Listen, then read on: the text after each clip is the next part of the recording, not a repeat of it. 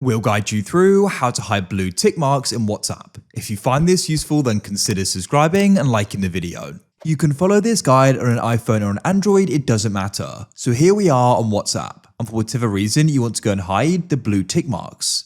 So, as you probably know, the blue tick marks go and mean you've gone and read it. Essentially, they'll be able to go and know that you've read the message as it goes and shows the blue tick marks. This isn't always ideal because then they're going to go and expect a reply and they may wonder why you're ignoring them. So what we can do is go and hide these and go and disable them. And then people are not going to know whether you've gone and read the message or not. They're just going to know that it's been delivered as the two grey ticks remain there. And that means that it's been delivered. And then what you can do is go and reply to the message in your own time. So I really like doing this, and it's what I usually have set up. So we're going to guide you through how you can do this. Make sure this full guide so you know what to do step by step. And let's go and get right into this. So if you're using an iPhone, all you need to do is go and press settings in the bottom right and you'll be brought here.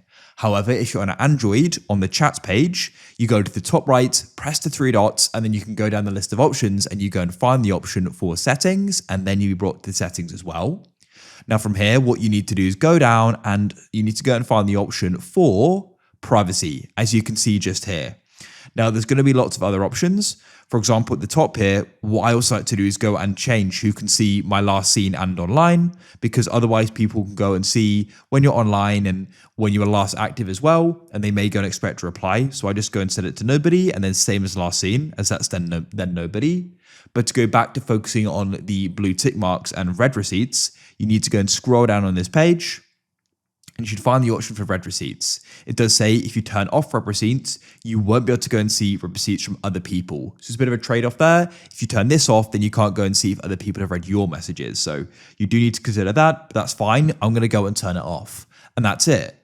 So now when I go and read a message, the message will just go and stay with the two grey marks. It's not going to go and turn blue, even if I've read it. But it also does mean that now when I go and look at a message I've sent to somebody, I won't know if they've read it or not. But that's it. If you found this useful and want to see more, then please consider subscribing and liking the video. I look forward to help you again in the future with more useful how-tos. Have a great day. Goodbye for now.